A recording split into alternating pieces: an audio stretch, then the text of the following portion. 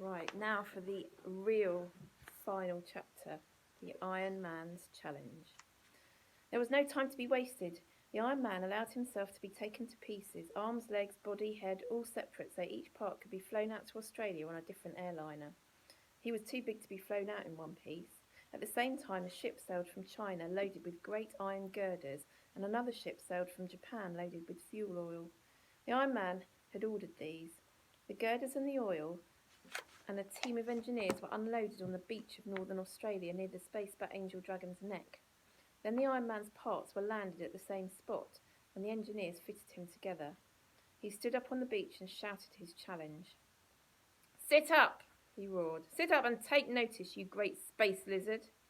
The Spacebat Angel Dragon sat up slowly. He'd never noticed the fussing of the boats and aeroplanes down there on the beach near his neck. Now he gazed in surprise at the Iron Man, who seemed very tiny to him, though his voice was big enough. The Iron Man spoke again. "I shall challenge you," he shouted, "to a test of strength." A test of strength? The Spacebat Angel Dragon couldn't believe his ears. A tiny little creature like the Iron Man challenging him to a test of strength? He simply laughed, loud and long. Then he peered down again at the Iron Man, while the echo of his laugh was still rolling around the earth. He peered down out of the sky at this odd little thing on the beach, with the even tinier men scuttling around it. "And if I can prove myself stronger than you are, then you must promise to become my slave," cried the Iron Man. The dragon smiled. Aircraft flew around, watching this amazing conversation between the Spacebat Angel Dragon and the Iron Man. Ships out at sea watched through telescopes. "And if you don't accept my challenge," shouted the Iron Man, "then you're a miserable, cowardly reptile, not fit to bother with." Spacebat Angel Dragon was so astounded that he agreed. Why, he thought, when this silly little creature has finished his antics, I'll just lick him up. So the monster agreed and watched to see what the test of strength was to be. After all, if he wanted, he could flatten the Iron Man with one eyelash. The engineers had fastened all the girders together in the shape of a grid, a huge iron bed the size of a house. Under this, they'd made a steel-lined pit. Now they poured fuel oil into the pit, and the Spacebat Angel Dragon watched. Now they lit the fuel oil, and the flames roared up fiercely through the bars of the grid. And now the Spacebat Angel Dragon got his first shock. The Iron Man was stretching himself out on his back on the grid among the flames, his ankles crossed, his hands folded behind his head, just as if he were in bed, while the flames raged under and around him. The monster stared down, and the Iron Man smiled up out of the mist of the flames. The flames became fiercer. The grid became red hot. The Iron Man's hair and elbows and toes became red hot. His body became first blue, then black, and then began to glow dully. He was getting red hot. Still he smiled up at the monster, and still the flames grew fiercer. And now the Iron Man was entirely red hot. Pretty soon he was almost white hot, and still he smiled out of white hot eyes and with white hot lips. And all the time the Spacebat Angel Dragon stared down in astonishment. By now the fuel oil was all burned away. Suddenly the flames died, flickered, and went out.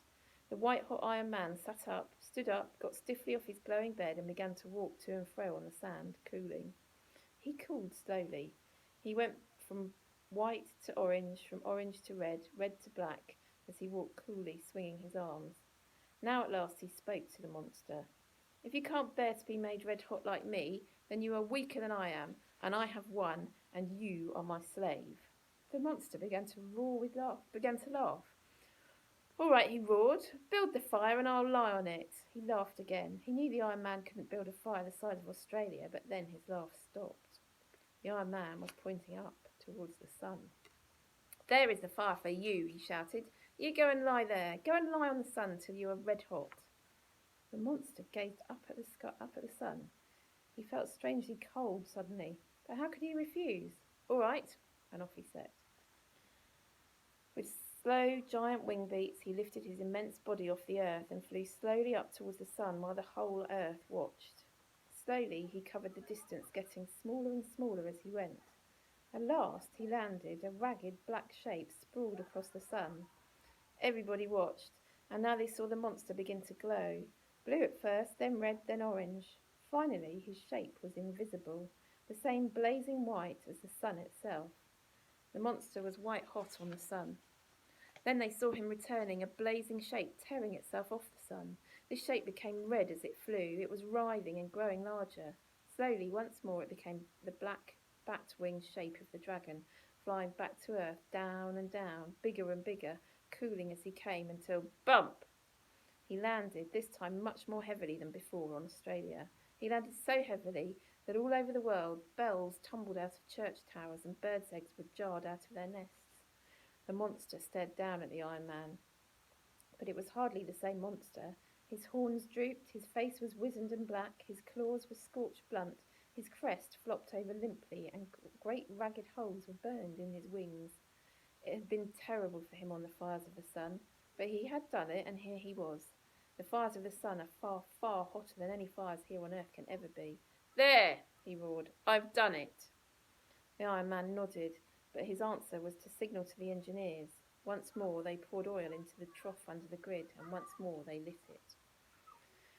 Once more the flames roared up and the black smoke billowed up into the clear blue, and once more the Iron Man stretched himself out on the grid of the raging furnace. The spacebat Angel Dragon watched in horror. He knew what this meant for him. He would have to go once more into the sun's flames. And now the Iron Man's hair and toes and elbows were red hot. He lay back in the flames, smiling up at the dragon, and his whole body was becoming red hot, then orange, and finally white, like the blazing wire inside an electric bulb. At this point, the Iron Man was terribly afraid, for what would happen if the flames went getting fiercer and fiercer?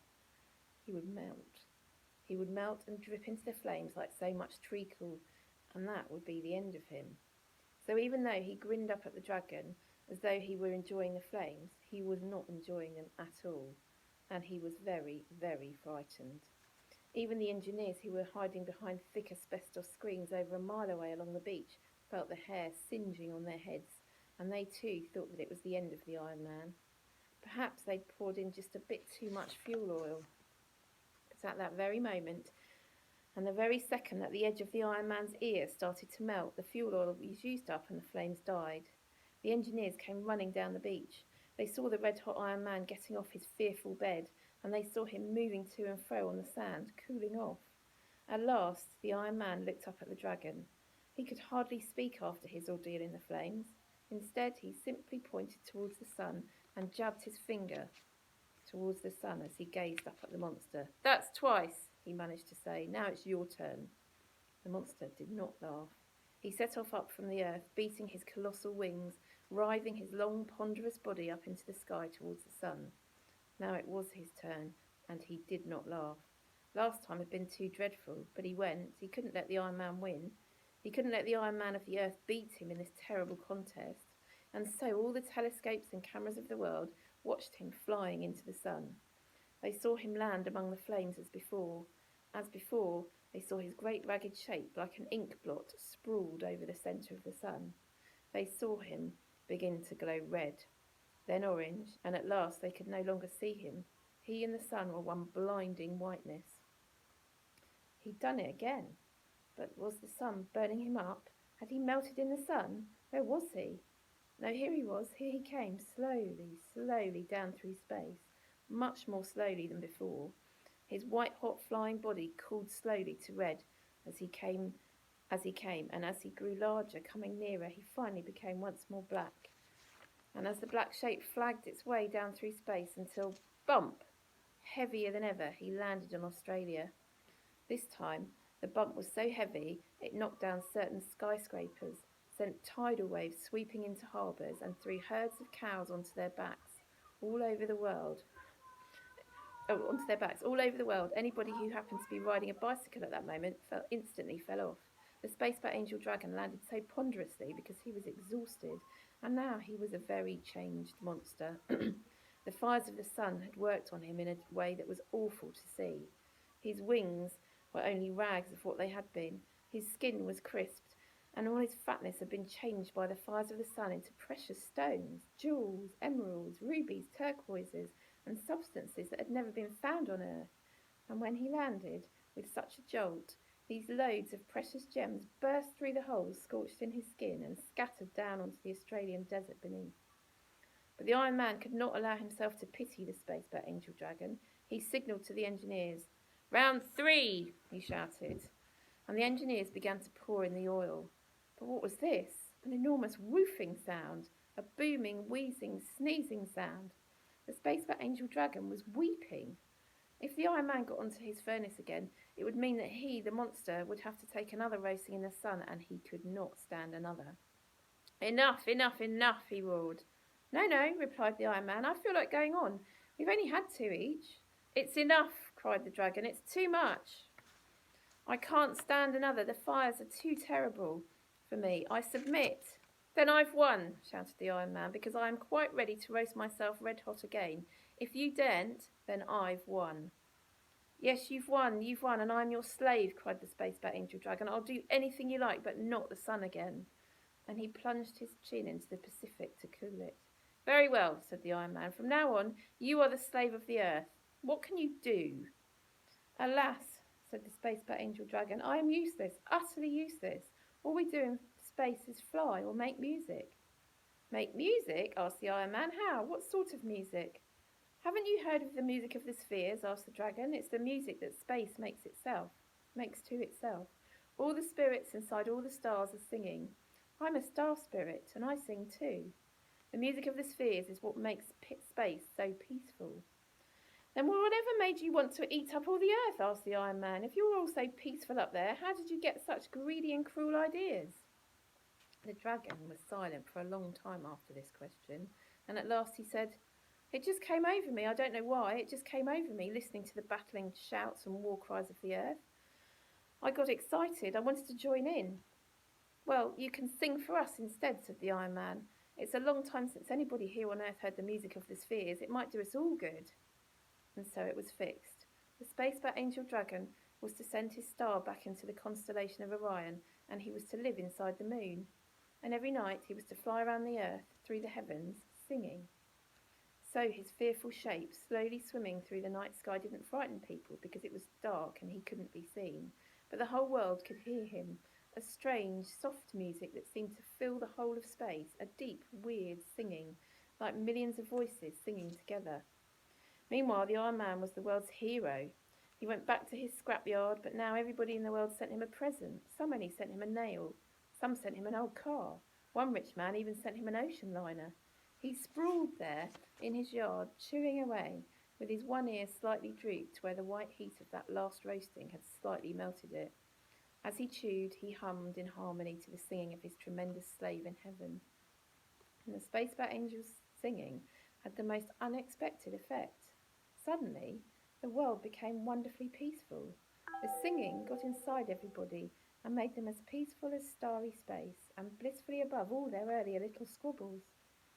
The strange, soft, eerie space music began to alter all the people of the world. They stopped making weapons. The countries began to think how they could live pleasantly alongside each other, rather than how to get rid of each other. All they wanted to do was to have peace, to enjoy this strange, wild, blissful music from the giant singer in space.